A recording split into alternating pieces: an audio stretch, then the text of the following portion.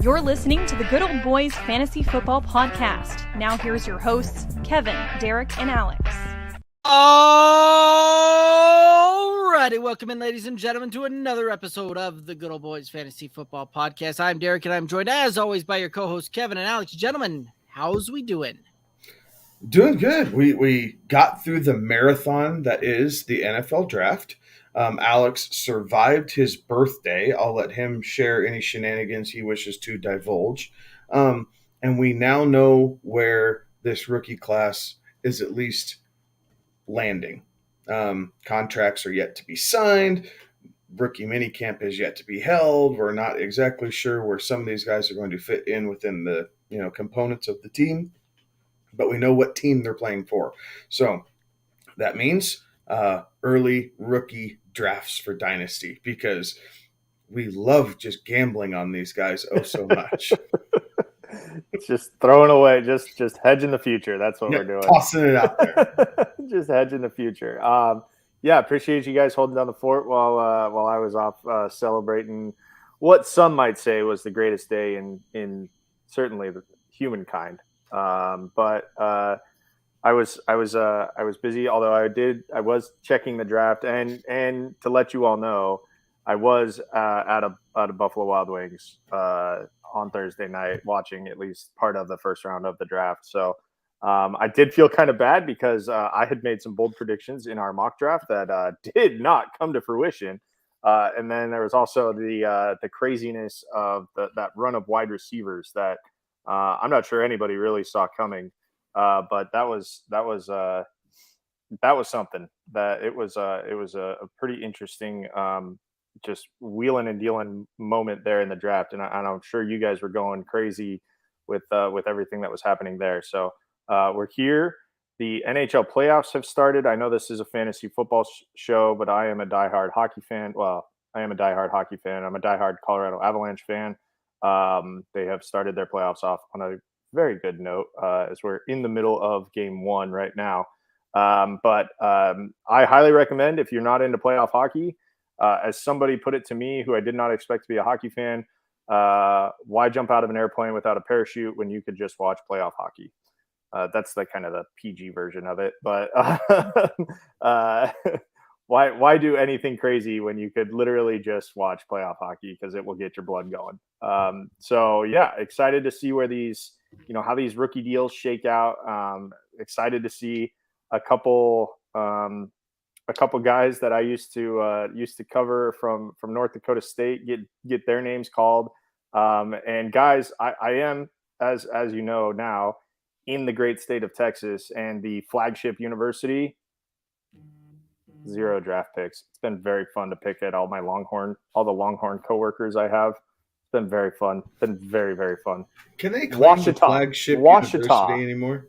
I don't know that they can, but it is the state, I guess.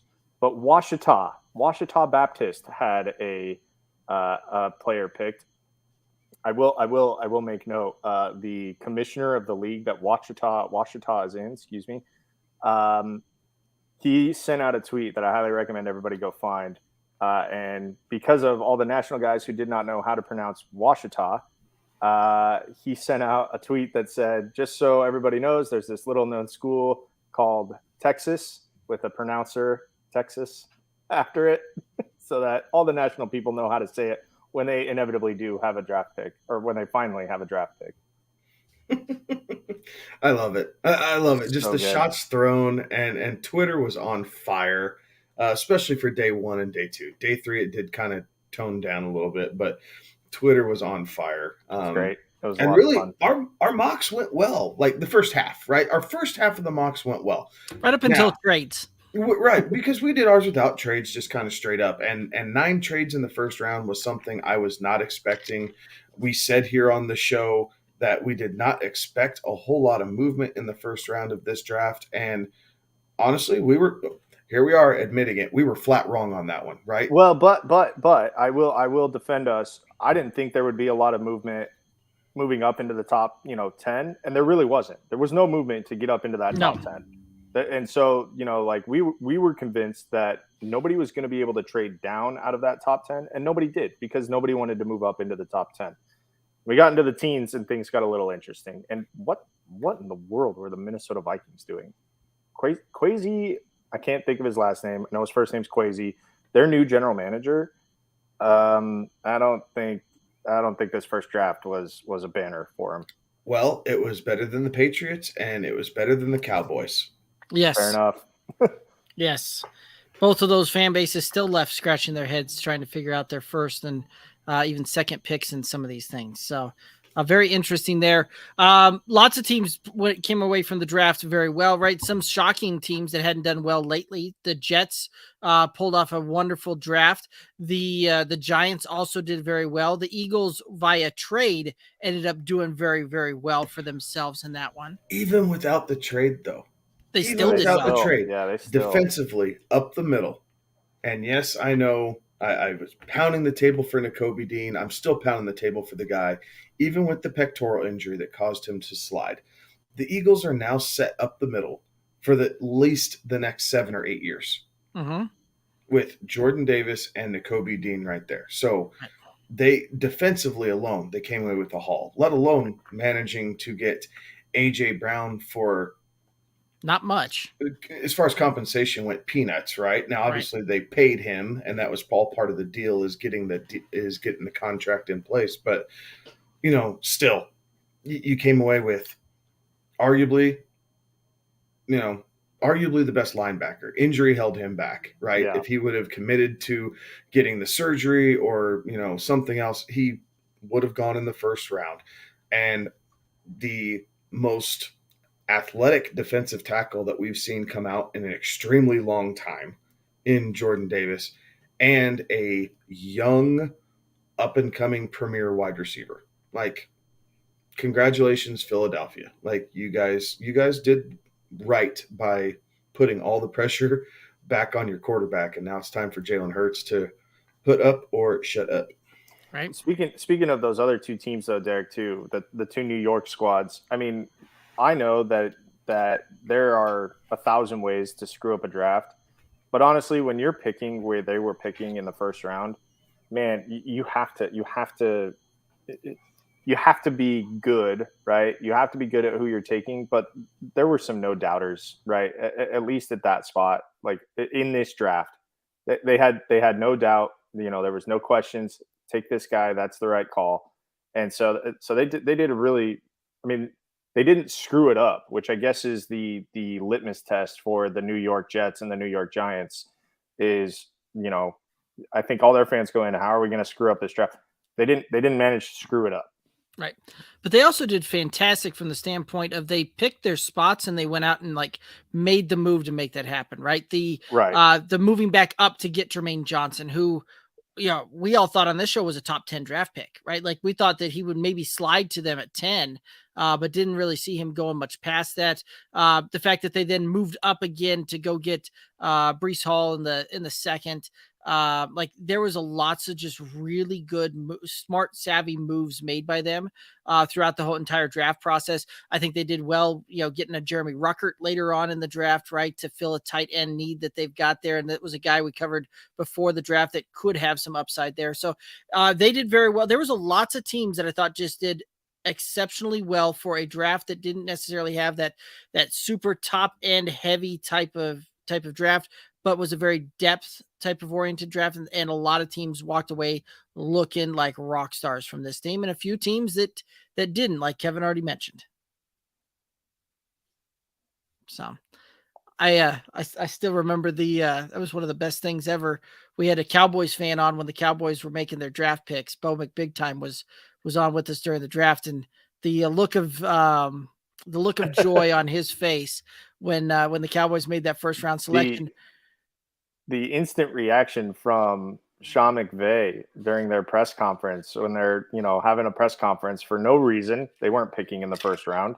They're having their press conference for no reason, and they see Cole Strange goes, and they're like, I can't believe we watched video thinking he'd be there at 104. Like, that was brilliant. And I think a lot of Cowboys fans kind of echoed that sentiment of why what did we just do?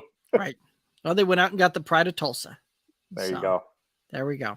A guy that I believe was described as a walking penalty in the NFL, which, if history is any indicator, the Denver Broncos know a thing or two about a guy who was a walking penalty, who has now turned himself into one of the better tackles in the game. So there's that. There is room for improvement. It is possible. Some grain of salt for Cowboys fans if they'd like it. Yeah, just give it 4 years and 4 years and 1,000 penalties, and you'll get there. You'll get there. I like that. Alrighty. Well, guys, any other surprises? Anything you really didn't like about the draft? Are we ready to start hitting up some landing spot for these rookies? Well, let's get into it. Alrighty. So, give everybody kind of the overview how this one works, right? Like, we're doing a new segment out here called Thumbs Up, Thumbs Down, and it is as complex as it sounded right there. We're going to name the rookie that just got drafted, the landing spot, and this is all around fantasy value, fantasy production there for fantasy football. Do you like it? Thumbs up, thumbs down, and we'll give the we'll do the math. We'll tally these things up. We'll count the votes. It'll be a long, strenuous process to get the consensus between the three of us, I'm sure, on this one. But let's go ahead and start rocking and rolling into this thing. And the very first guy we've got is Breece Hall going to the Jets. I like it. We'll go thumbs up. Yeah, it's kind of a thumbs up for me as well, just from the standpoint that they needed it. It kind of works. So the consensus is thumbs up on that one. Alrighty, let's go ahead and get into the next guy here. Any other thoughts here on the Breece Hall move? Alrighty. The Jets need all the help they can get. Adding another piece. The Jets do, but from a fantasy perspective, I don't love it because they're going to run a two-headed approach. It's going to cap his ceiling. It's not the player. It's the landing spot that I don't love. And Michael Carter's going to be their third down back anyway. So you got a 1-2 thumper and a guy that's an upright runner. So interesting selection there. All right, Kenneth Walker, the third landing spot on the Seattle Seahawks. All righty, the consensus all the way around, unanimous of the thumbs up there. And I kind of like this one just from the standpoint that Kenneth Walker fits well into that scheme. Seattle likes to run the ball. He's a pounder. You needed some sort of insurance for Rashad Penny. You don't know if Chris Carson's going to be back. The Seahawks don't have a quarterback, so the run game is going to be relied upon. Oh, they have a quarterback, but it's a quarterback in name only. A Cubino? No, I can't say that. But Drew Lock, they're gonna need to run the football. Seattle went back to basics, and I think that's why part of the reason I really like this pick. Guys in the trenches and a guy who is a thumper with not pure breakaway speed, but at the same time, you don't see people catching him from behind either. Like he can hit the hole and go. I really like this pick for Seattle, and I think he actually has the best rookie fantasy season for running backs. Probably. Alrighty, Brian Robinson going to the Washington Commanders. All right, so that is a big thumbs down. That is a nope right there. And I know for me, I'm not a big fan of it because, one, it's already a crowded backfield. You've got a guy with J.D. McKissick who you re-signed, and the fact that you're bringing in Antonio Gibson still there, and Brian Robinson isn't near the prospect of what we're used to seeing come out of Alabama. Yeah, you nailed it. Upright runner, definitely the least amount of appeal of a running back coming out of Alabama in about the last 8 to 10 years. Is something like that. Yeah. Right. So probably see some goal line work. Try it out here a little bit, but I don't love it. All righty. James Cook to the Buffalo Bills. Kevin gives the 2 thumbs up on that one. So that is again, a unanimous like on that one. 3-4 big thumbs up there. And I like it from the standpoint that he's going to be kind of that third down back. I think they'll mix him into some of that run game there as well. I just hope that the Bills finally just kind of he's a different back than what they've got, right? They've got two of the same. It'd be nice for them to just have one that's a little different. And I think James Cook does that. I think he's instantly a more versatile back than Singletary or Zach Moss. And I would not be surprised to see him overtake Zach Moss as not only the third down back, but the true number 2 in that offense. I think the Bills are really, really going to like what they have there. Right. All right, Rachaad White going to the Buccaneers. Yeah, all right, I'll go thumbs up on that one as well. So 3-2, we got a thumbs up, but kind of a barely, right? Like, for this one, doesn't really do much for me either way. But it is one of those that allows them to kind of spell Leonard Fournette a little bit and get a guy in there that's going to be more of a third down back and allow Leonard Fournette, I think, to be a first and second down back this year.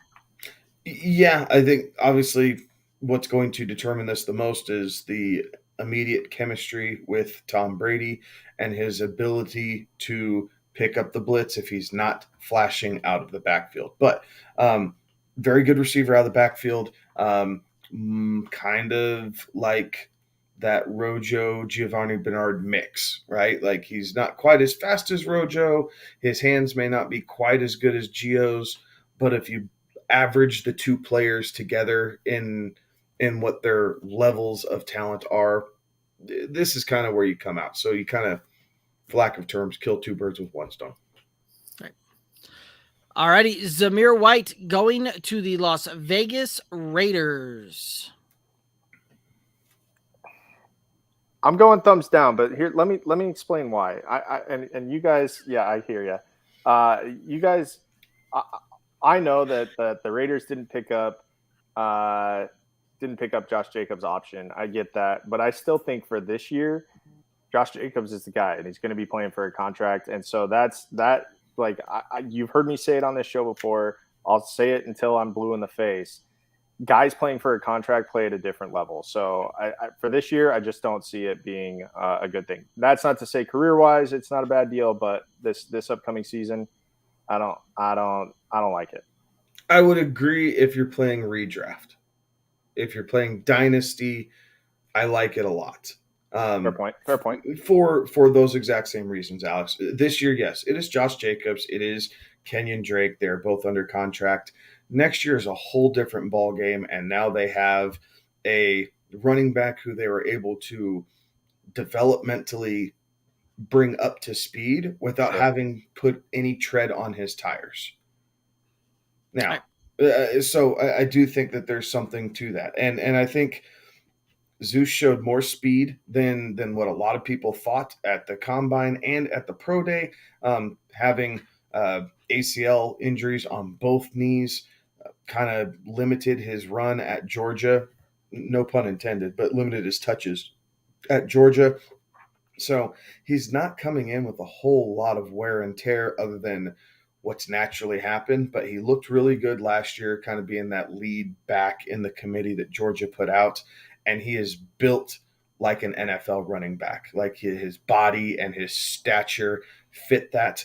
And when looking into it, he's more instinctive than a lot of the guys who went before him. And quite frankly, I feel like he knows how to read a defense better than damn near any running back in this class. So I feel like the Raiders got a steal. But sometimes you need those, i.e. your Alvin Kamara's, your Arian Foster's, your Terrell Davis's, right? The running backs, yes, are coming to a dime a dozen in this NFL. But now they have a guy who is one of those dimes, and they only spent fourth-round capital on him. So he's tied up for 4 years, and they're not paying him a whole lot of money. So consensus already like it a lot there. Let's go ahead and head on over to Isaiah Spiller going to the Chargers. Yeah, I'm thumbs up as well.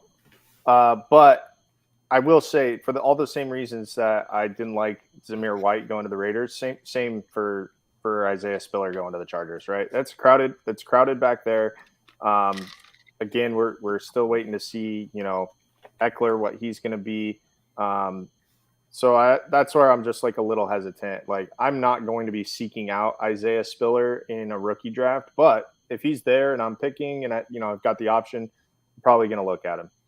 Right now, he's a second-round capital in a lot of leagues, and at this point, I think he'll come in and he'll easily be the number 2.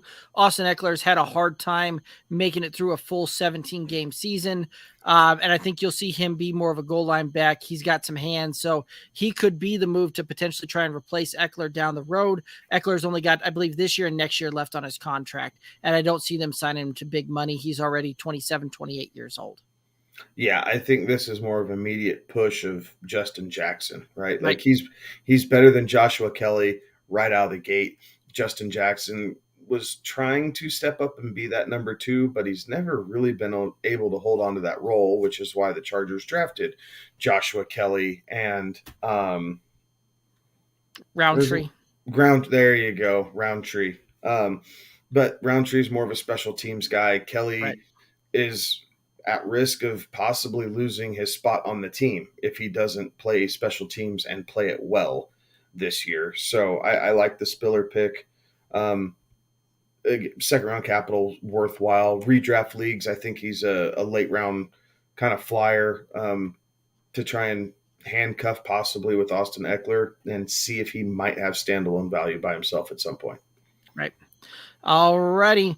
Tyrion Davis Price going to the 49ers.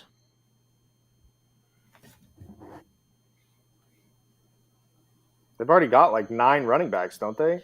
No, because none of them stay healthy. It's true. So maybe thumbs up.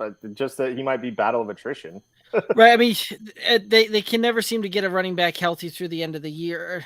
They spent a 3rd rounder on Trey Sermon last year who didn't play. Elijah Mitchell looks to be the incumbent guy there. They've still got Jeff Wilson on the roster. Tyrion Davis Smith was spent high draft capital as a day 2 guy, but again, very crowded backfield. And with Kyle Shanahan, who rides the hot hand, who knows what that's going to look like, but that's a consensus. Nope. Alrighty, Tyler Algier to the Falcons. Alrighty, so we've got a unanimous thumbs up. This is a guy that after the draft, they felt confident enough in this one to release Mike Davis, and I think that says a lot about what we can hope for this young man. Yeah, so Cordero Patterson's on a 2-year deal. I believe he signed this offseason. They released Mike Davis. Damian Williams is on a 1-year deal, I believe. The Falcons had so many holes to fill, right? So getting more youth in that position, a guy who can catch the ball out of the backfield a little bit, not Patterson great, but for traditional running backs, he's pretty damn serviceable, and he does a good job of running between the tackles. So I think he's going to get a decent amount of volume there in Atlanta, and probably more than any of us really expect, because they're going to want to see how these young players develop and what this core nucleus looks like going forward. Obviously, we'll touch on Drake London. You have Kyle Pitts from last year. Fingers crossed you get Calvin Ridley back next year. And so they're trying to figure out what they have. So I do expect there to be some more volume in this direction than what we would think just on paper looking at it. I like it. So that was a thumbs up for the group there. Moving over to quarterbacks now. We've got Kenny Pickett, first quarterback selected, going to the Steelers. And kind of enough said with that one, right? A unanimous thumbs up there. Sorry, go ahead. Finish your thought. I was just saying, from the standpoint that they needed it, he's the most polished, ready QB. Everybody else, big development guy. This is a guy that can try and compete day one in this offense. So I was reading an article about Kenny Pickett, and I'm probably going to go over time on this one, so I apologize in advance. And they were talking about his hand size. and how his hand size looks really, really small. But what it does is his thumb, when just laying flat, doesn't extend all the way down like the rest of ours does. So it creates that difference, right? There's an inch difference between having it going all the way down like that or further, depending on some NFL quarterbacks, and where his kind of sits. So if you go back to that picture, for those of you watching and streaming online, if you can go back to that picture of Kenny Pickett really quick, you can see it right here. You see how his thumb... It's almost like double jointed, yeah. Yes. So that's going to be the biggest thing is seeing how it wraps around and how he can grip around the football, not necessarily the fact that it's just a small hand size. Because if you can wrap it further around because his fingers are long enough, you actually cover the same amount of space on a football as a Matthew Stafford, Aaron Rodgers type. So it's something different, right? We were hammering him on his hand size a little bit. We were talking about the fumbles and the gripping and everything else. And after reading that article, I went back and looked at this, and it really started to at least give me a different perspective. I don't know that I've completely changed my mind, but it's given me something different to think about. And by happenstance, the picture that Derek chose to do this player drop happens to show that very, very well. And you can see how almost double jointed he is in his thumb. But because of that, it shrunk his hand size because he couldn't go all the way out. Because that hand size is measured from pinky to thumb. Yes. Sorry. I'm going backwards, right? Yeah, it's going tip your thumb all the way to tip your pinky, and you're trying to stretch it out as far as you can. But if he's only like that, you just providing the best quality analysis you could ask for. But who else is talking about that? That's fair. Nobody. Because no one else is paying attention to it. I mean, and I'm not saying that this is like Hall of Fame material, but in general, let's take a different perspective on this for half a second and give everyone something to think about that they can't find on a random 4-letter network. True. That's very true. All righty, let's go ahead and head on over to Malik Willis. And the slide was real for these quarterbacks going through, but he ends up at Tennessee. Yeah, I'm okay with it. I defied I'm down with it. I'm not. So I mean, it's a unanimous thumbs up. We like it, right? And I'd like unanimous. No. Sorry, consensus. My apologies. It looked funny on my screen here. All right, consensus thumbs up. Yeah, it was double jointed. Yeah. See, what the thing is my thumb. It doesn't. Yeah, it was pointing the wrong direction. I got it. All right. So the thing that I like about Malik Willis is he actually gets to come in, sit behind a guy that allows to develop and potentially see what we can do here, right? And he's probably got the best position of any of these developmental guys that we kind of said, from the simple standpoint that the Titans are not in, like, he's not going to be under the gun to go out and win now. Vrabel's not under the gun for his coaching career. The GM's not under the gun for his GM job. Like, yeah, he's got a chance to come in and have 2 years to develop. The Titans are about 2 years away from potentially being able to move on from Ryan Tannehill as their quarterback, just from the way the contract is structured. So I like it from that standpoint. It allows you to plan for the future there a little bit, and you didn't waste a ton of capital for it. I concur. All right. Let's go ahead and move on over to Desmond Ritter going to the Atlanta Falcons. So that one there is a unanimous thumbs up.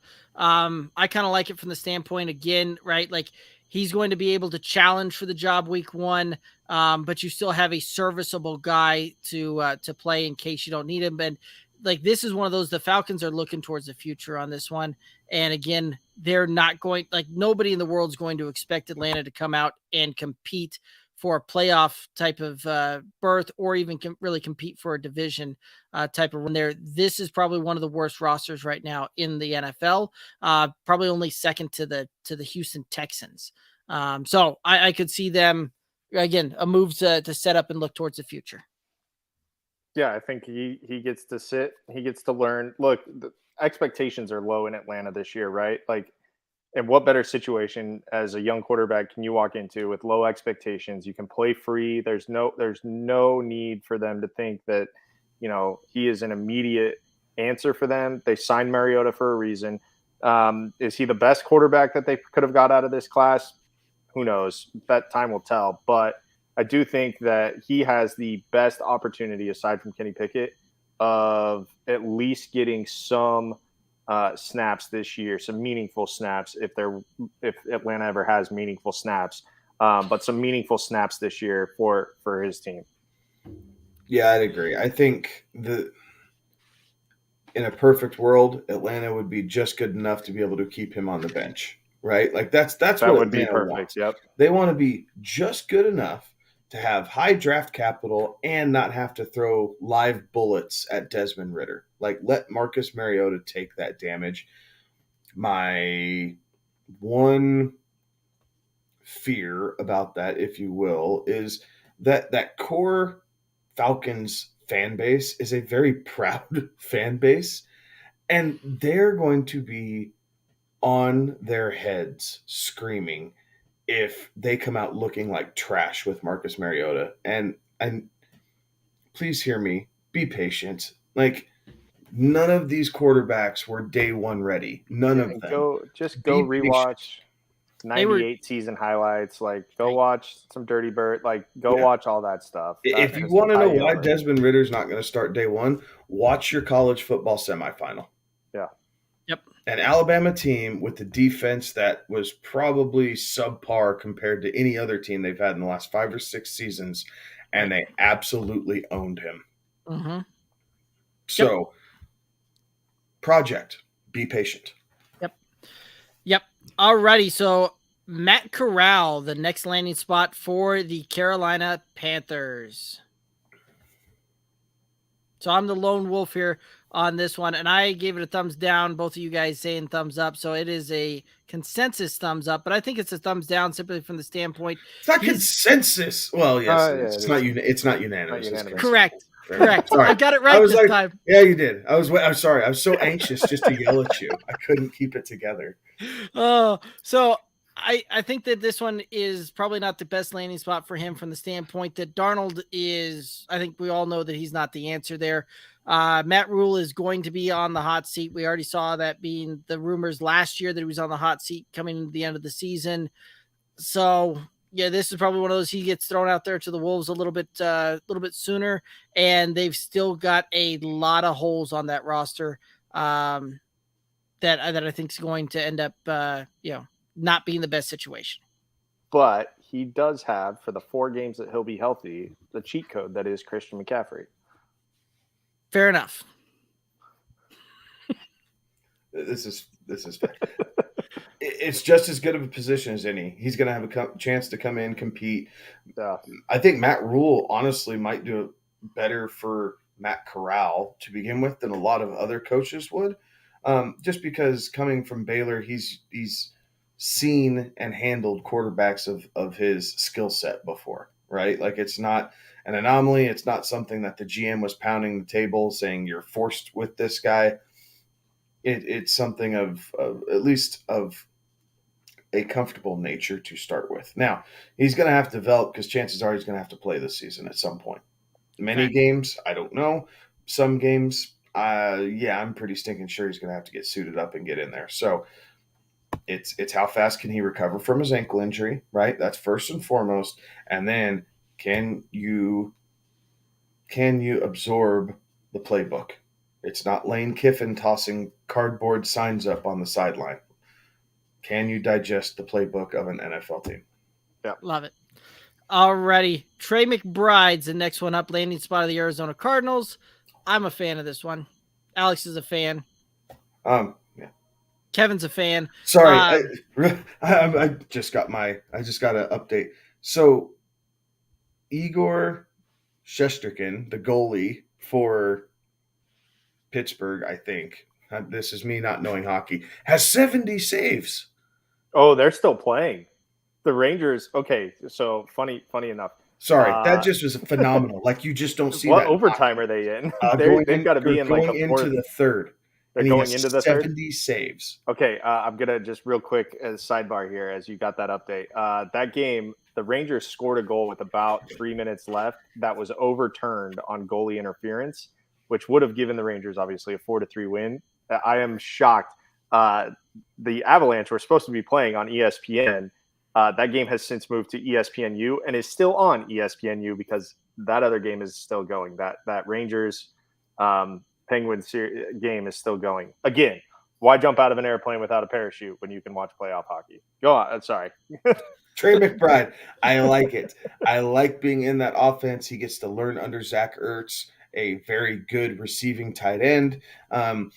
Due to the DeAndre Hopkins news that has recently come out, unless something happens and it's overturned, Kingsbury's going to have to do something, right? And if you're going to have to do something different, why not go completely different, right? Run more 2 tight end sets, and you can run off of those 2 guys. Yes, you have Hollywood, you have AJ Green, you still have Isabella and Rondell Moore, all the things. But now you have 2 receiving tight ends, and Zach Ertz is actually a really good blocking tight end as well when he has to be. They don't make up for DeAndre Hopkins, I'm not saying that. But as far as fantasy value as a rookie tight end, I think you should see pretty good value coming off of Trey McBride because they're going to put his skill set to the test right away. Yep. Yeah, I think that's what you're going to end up seeing. We can move on. You're good. Okay. I thought we were done. Plus, he's a Greeley kid, so we got to root for him, right? Trey McBride actually grew up in Fort Collins, Fort Morgan, went to high school there, and went to CSU. All right, so even better because your boy used to call high school football games for Fort Morgan High School on the radio. So we're rooting for him. We'll talk after the show. All right, Greg Dulcich going to the Broncos. Yeah, they need the help. They need the help. We sent away our tight end to Seattle to get Russell Wilson, which I still believe is the integral piece of that trade. So the Broncos needed the help. You bring in a good pass-catching tight end, and it's like we didn't miss a beat. Hopefully he can pan out and be even half the player because we still have Albert O there. He can, the Broncos now have a quarterback that can throw the ball in a position like tight end or receiver. Again, you're only as good as the guy throwing you the football, and they've got a pretty good one throwing him the football. So if he can just get open and make sure that he catches anything that Russ throws his way, he's going to be just fine. Right. Yeah, I like it. I think unanimous. Yes. I think his route tree is better than Noah Fant's just right out of the gate. Noah Fant kind of had 2, maybe 3 routes. Albert O has 2, maybe 3 routes. Greg Dulcich actually ran a lot of different route concepts there at UCLA for Chip Kelly. He knows how to, kind of press that safety and then squeeze into the seam on a skinny post, which neither one of our current tight ends know how to do. He's fast enough to, outrun some of these linebackers and find those gaps in the zone. Is he going to be committed to learn how to block? Right? That's where his development is going to come. Albert O, as big as he is, not a great blocker, right?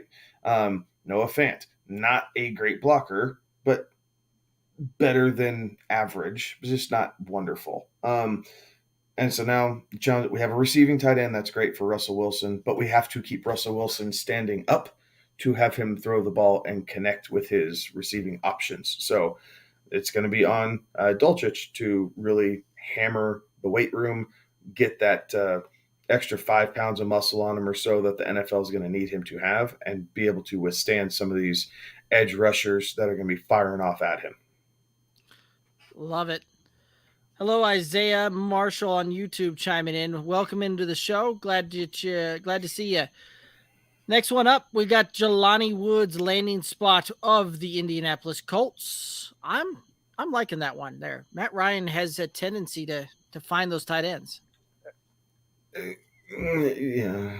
Yeah. Well, I mean, what are the other options in Indianapolis? Malik Cox.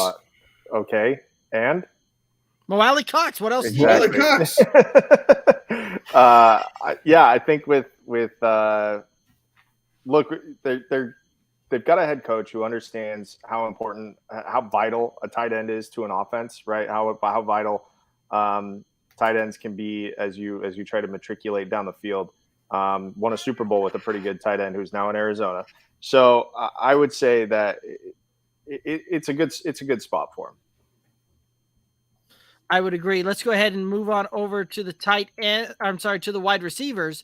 And first up, we got Drake London, landing spot with the Falcons. I think I like that one. Again, for redraft, if it's a redraft league, I don't like it for this year. I'm not sure that it's great years 2, 3, or 4 either, but I'm going thumbs down. Okay, so Kevin goes thumbs up. Consensus on the thumbs up. Split decision there. I like it from the standpoint that you've got a contested catch guy. He's going to work shorter to the line of scrimmage. Marcus Mariota is not going to have much time to throw the ball deep and will likely have some contested catches there. So I think he fits well and allows them to do some good things down the road, especially if Ridley comes back. I like it from the perspective that a year from now, you're going to be able to get him almost at a fire sale because people are drafting him, expecting him to put up now, thinking he's just the one and only option in Atlanta. Bad offensive line. Marcus Mariota is not the greatest quarterback in the world. I think he's going to fall well short of expectations for a lot of people taking him in rookie drafts so high, which I'm all about. Go ahead. I'll let you take him.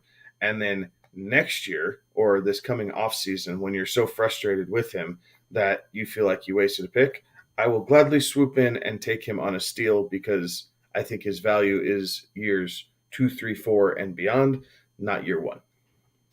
Agreed. That brings us to the our next guy here, and that is Garrett Wilson with the Jets.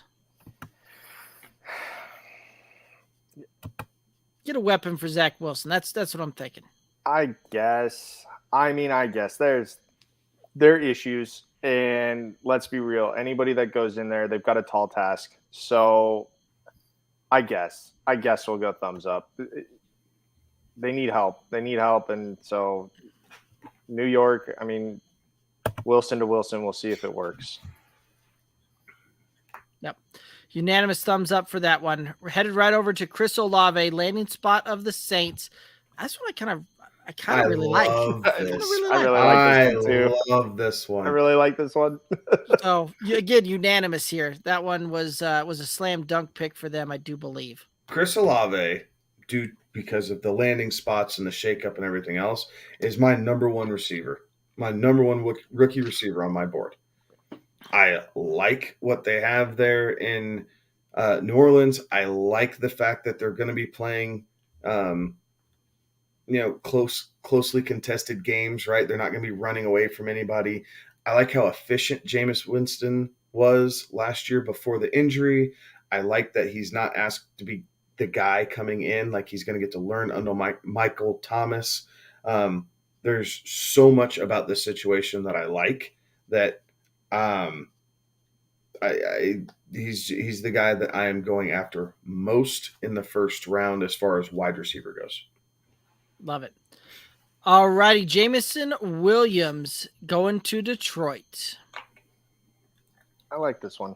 I like this one too. I wish that he probably had a better landing spot, but I do like this one. Still a consensus though of the like it though. Detroit doing some interesting things, moving all the way up, trading lots of capital to go get this guy, who I think is going to have a little bit of a disappointing year this year, just from getting acclimated, getting caught up to the speed of the game, and coming off of that injury. But I think year 2, year 3, very excited to see what he can do. Anything taking targets and catches away from Amon-Ra St. Brown is an automatic thumbs down in my book. That's fair. That is fair. All right, Jahan Dotson to the Commanders. Look, I'm a fan of Carson Wentz, but look, in a Carson Wentz offense, right? This goes back to his days at North Dakota State. This goes back to his days in Philly and what they couldn't figure out in Indianapolis. If Carson Wentz is going to be throwing the football more than 25 times in a game, there is something seriously wrong.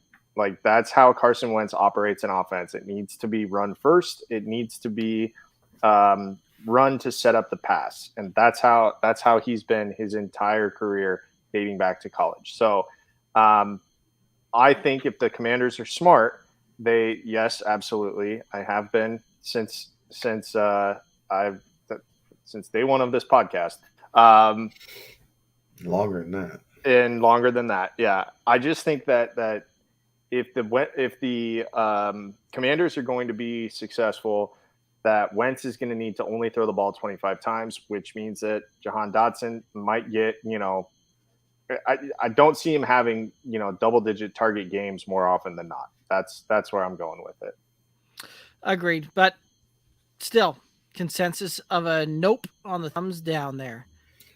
Yeah, I think they could have gone in a couple different directions, and yes, they valued Dotson in kind of that same realm as that rookie receiver run that we saw in the first round, but I'm not buying that. Like if I'm the Commanders, I want more than Jahan Dotson to, kind of stake my first round pick on. So it fell flat for me. Yes, they're having a situation with Terry McLaurin, who is nothing more than wide receiver 22. Like that's just what he is until they get him a all-pro style quarterback. So you're pairing him up with another guy.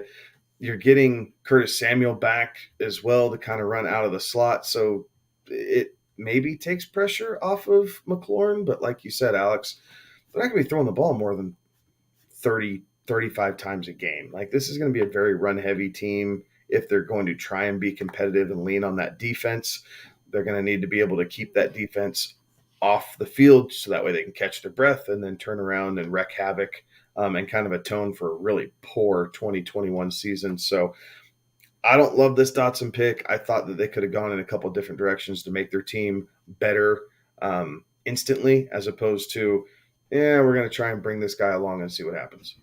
Right. Treylon Burks looks to be the heir apparent for A.J. Brown in Tennessee. I like it only because he's going to be the guy, right? Like he's going to be a target-based guy. So I think that because of A.J. Brown exiting, Treylon Burks steps in and he's the option. Yep. All righty, Christian Watson to Green Bay. Gotta love anytime that Aaron Rodgers gets a new receiver there. So unanimous thumbs up there. Okay, first off, the Packers traded with the Vikings. Again, what were the Vikings doing?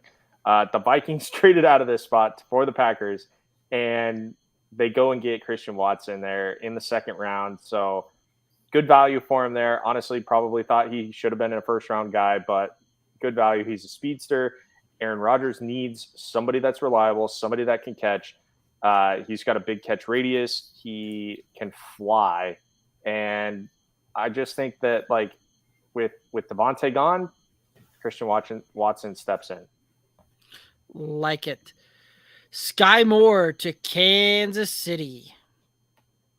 And this was one of those, he fell a little bit because he was the 12th wide receiver taken off the board. I thought that he would have been going earlier. A lot of the folks out there thought that he would have been earlier than the 12th. But again, still like it. Anytime that you get to pair up with Patrick Mahomes, you get to, you get a thumbs up on that one for me. I would agree. He gets to play with Mahomes. He's going to be a red zone target for them right out of the gate. The memes and the play on words is already coming into effect, right? Kansas City is sky high and, all the hoopla, whatever. So I think he'll pair up well. I think it's a different dynamic. I think he adds a bit of a component that Kansas City hasn't had with a tall, lankier receiver, right? They've been more about the shorter, quick twitch guys, i.e. Mecole Hardman, obviously Tyreek Hill. So this is going to be a bit of a change, but I think that helps Mahomes a little bit. Like it gives him a target to, now he's not necessarily worried. I shouldn't say worried. Now necessarily he's not waiting for the guy to bust a coverage and get open. He's able to throw it into coverage and have his big-bodied receiver use that massive wingspan to go up and get the ball. So unanimous on that one there. And let's go ahead. We're going to skip over a few of these guys here. Let's go ahead and get into an interesting one here. David Bell going to the Browns. This is kind of a meh for me, but leaning towards up. And simply from the standpoint, he gets the, pair up with Deshaun Watson there, and he'll be a wide receiver too in this offense early, I do believe.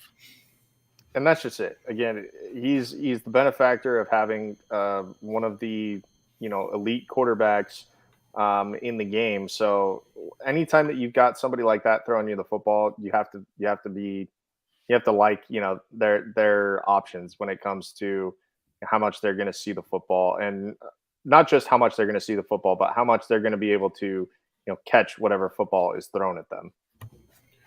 Yeah.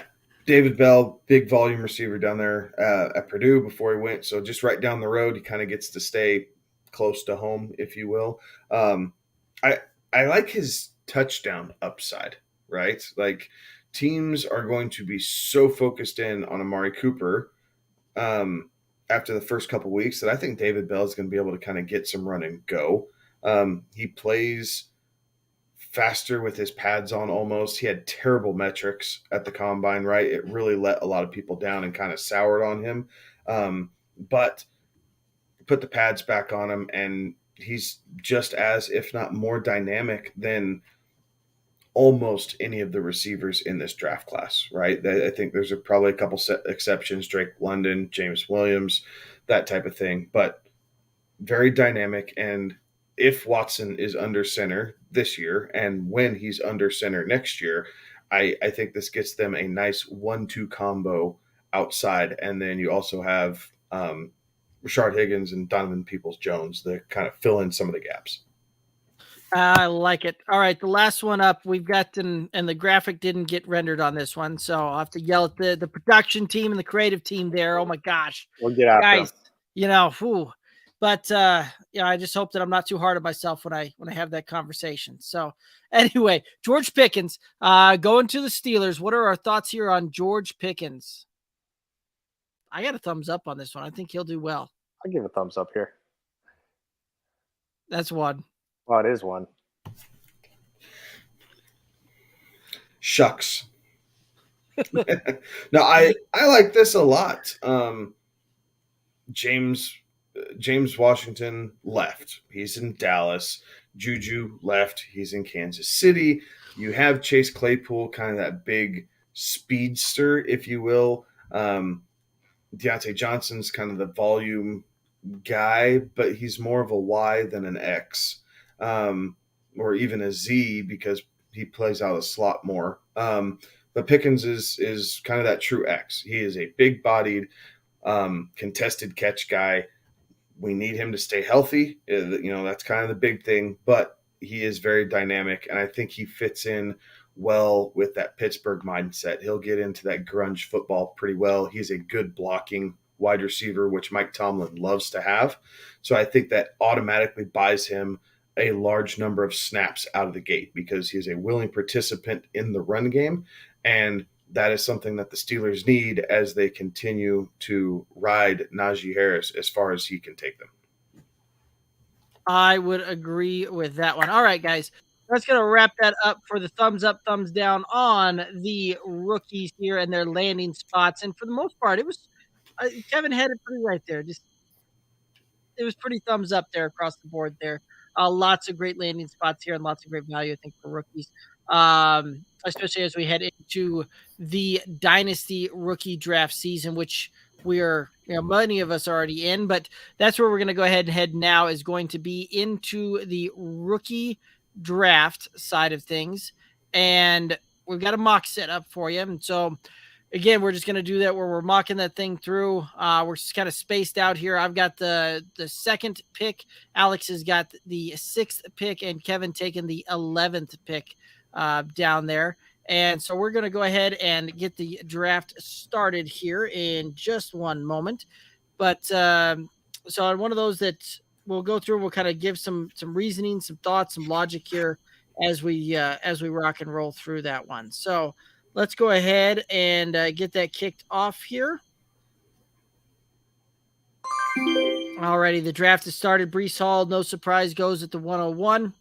I'm sitting 102. Those are new sound effects, aren't they?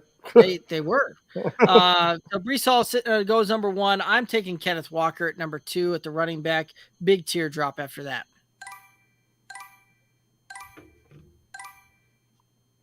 Okay, so Garrett Wilson, much like the actual NFL draft, we have a string of wide receivers going here. Garrett Wilson, Drake London, then Treylon Burks goes. I'm going to heed the advice of my co-host here. Kenny Pickett is the next highest, ADP, but I'm going to go with what we just talked about earlier in the show, Chris Olave. Wow. What? I like that Olave pick. Kenny Pickett goes 7. Jameson Williams, Sky Moore, then Watson goes 10. So I'm sitting here at 11, and I'm going to take some value here. If I'm looking at wide receiver, this is where I would take a George Pickens. If I'm looking at running back and seeing kind of how this draft board falls, James Cook is still there at 11, and I can't pass that up. So I'm taking James Cook. Right, and then Jahan Dotson goes right after that. Then George Pickens, which I was really hoping that I could get George Pickens in at the 202 here, but just not to be. So that leaves me with the board. And looking at this thing, a guy that we just talked about there, I do like the value that David Bell proposes right here. I think that he'll see a lot of volume. He's tied to a good quarterback, and so that's the pick here. All right, and then after another wow moment. It's all on those quarterbacks. Every time the quarterbacks go.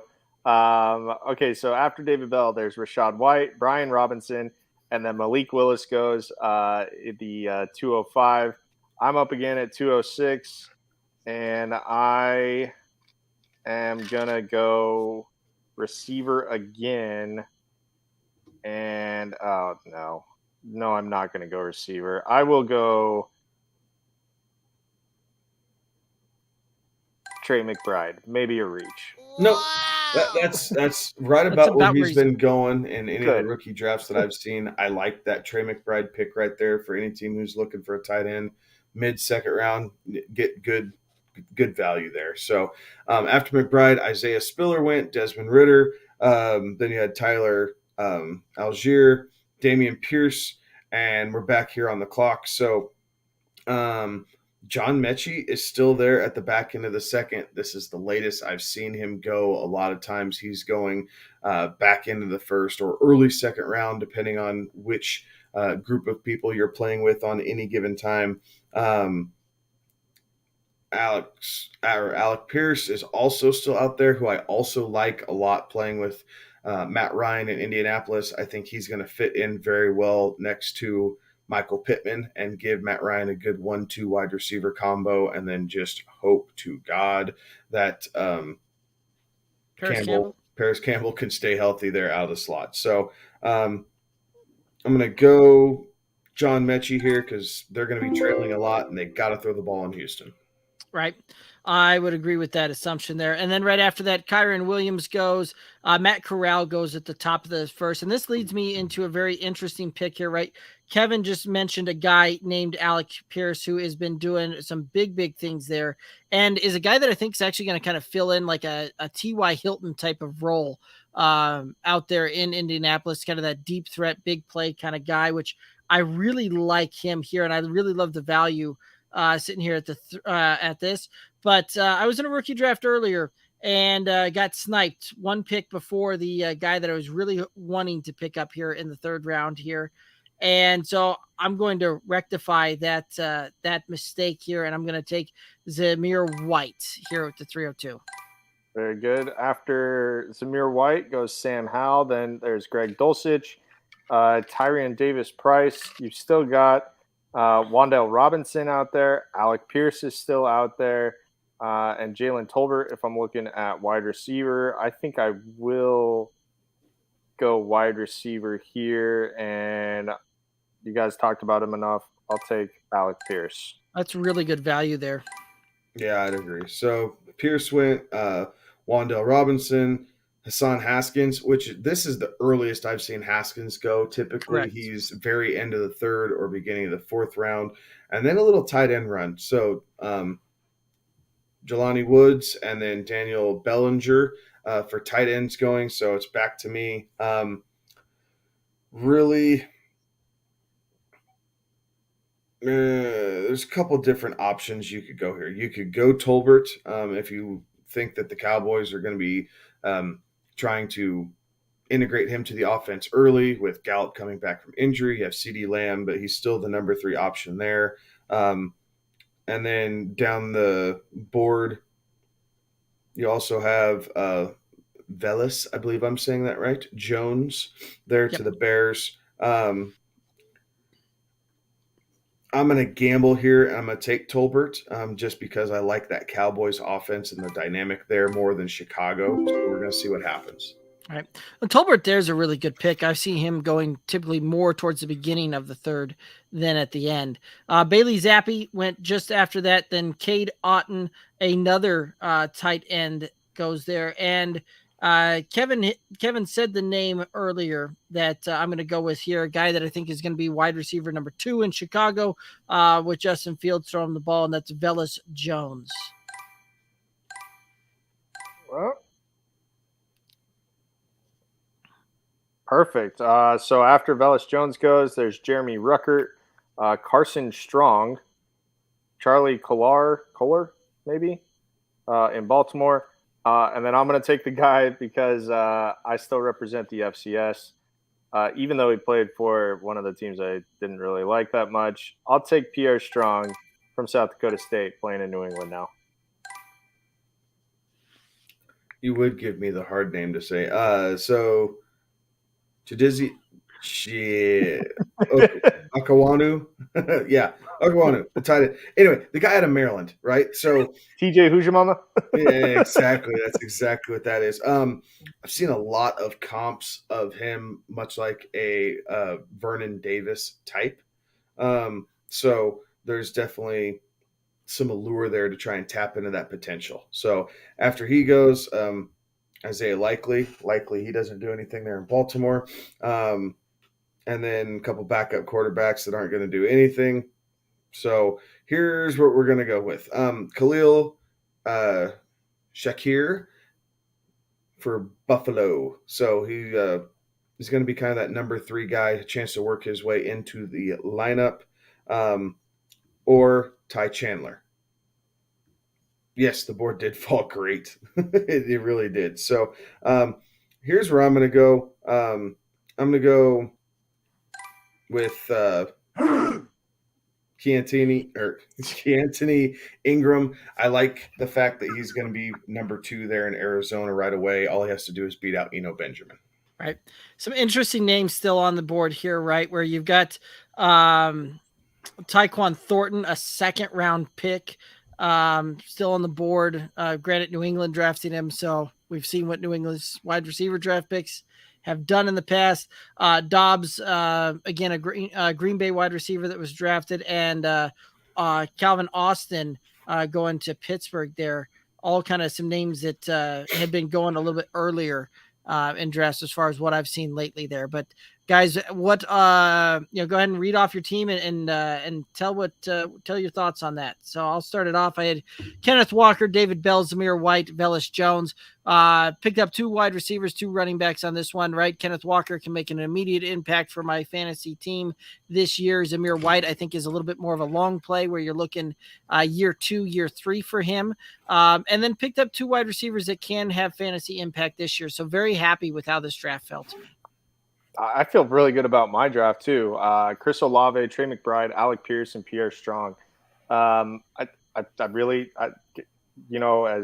as Kevin said, I think the guy that I'm, most targeting, depending on where I'm drafting at, but the guy that I think I'm most targeting this year in rookie drafts is going to be Christian Watson for selfish reasons, obviously. But that's a guy that I'm targeting. But Chris Olave, I mean, at this spot, I really like, the value that I get there. Trey McBride again in the 2nd round at the 206. So I really like the receiving help that I got with Alec Pierce, and then just kind of a, pick a piece of the New England offense, I guess, which isn't going to be the same this year, right?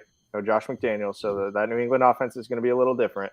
And I like what I've got. And then from the 11th spot, James Cook, John Mechie III, Jalen Tolbert, and Keanthony Ingram. Again, two wide receivers, 2 running backs is kind of just how that shook out at that position. But Cook, I think, is going to be used a lot and will be very useful, especially in full point PPR leagues, half point. You may not like that pick as much, but full point or any type of reception bonus should help you out. John Mechie, all things are coming well off that injury, and Houston's going to be throwing the ball a ton. And then Jalen Tolbert, piece of that Cowboys offense late in the third. It's never a bad idea to get a piece of a high-powered offense and a guy that you know is going to at least see some run, try and fill in a little bit, maybe in that Cedric Wilson in that Cedric Wilson role. And then Ingram there in Arizona. James Conner has a little bit of an injury history, played through it last year, did really well, but it's kind of that clear number 2 back there in Arizona already. Right. And we got Rube joining us on the YouTube saying, "What's up, guy?" Rube, hopefully I'm saying that right, but welcome in. Good to see you in here. Guys, so pretty happy with how that draft fell, right? Like it fell nicer than I've seen a lot of these boards fall to me lately. And so very excited as far as how that one turned out. But I do believe that that's going to take us down here to the end of it. Any final thoughts out there for the viewers or listeners? No, I think if you can avoid it, wait until later to do rookie drafts, right after the NFL draft. It is a bit of a gamble if you're not up to speed with how depth charts look, and especially how offensive philosophies work. It's tough. It's really tough, and eventually they all just start to look like names. So be careful with that. But overall, have fun with this. This is now research time. We get to start team breakdowns, which is awesome. So we're going to start going through week by week, hammering a couple different teams each week on guys to look out for in your upcoming fantasy drafts here this fall. Yeah, get ready for those team breakdowns. Those are something that we look forward to. We like to make sure that you guys are getting prepared. It is as Kevin said, maybe hold off a little bit. Maybe get an idea after rookie mini camps. Maybe after a training camp gets going, or not training camp, sorry, but mini camps get going there to kind of get a feel for how some of these teams are maybe leaning towards how they want to use some of these rookies. Gotcha. Yeah, I would absolutely agree with that, right? Like that's one of those that I kind of prefer waiting a little bit longer, even though, we study all these guys getting ready for the NFL draft, all of that beforehand, and we do a ton of work on that one. I still like taking a breath after the draft is done before I immediately hop into, rookie dynasty drafts, all of that kind of stuff. And, good news is, guys, I managed to pronounce Rube right. We all know how well my pronunciation doesn't work. Also known as Loud House Sports. So shout out to Loud House Sports there. Again, thanks for tuning in here. But yeah, you guys hit it right on the head. We're going to be getting into the team breakdown starting next week. It's going to be a blast. It's going to be a lot of fun. Make sure you're tuning in. A little bit different format this year for everybody instead of last year where we only focused on one team. We're going to be moving through 2 or 3 teams, pretty much going up until about the end of July here for the fantasy and covering all the guys on those rosters. So make sure you're tuning in and getting the information that you need in order to do that. You can find us on all the socials, Twitter, Instagram, Facebook, TikTok, at Good Old Boys FF. One of the best ways to help support this independent podcast is head over to the YouTube and click the subscribe button on the Good Old Boys Fantasy Football Podcast. But I do believe that that's going to wrap it up. We're going to call it a night. For Kevin and Alex, I'm Derek. Have a good one. Be safe.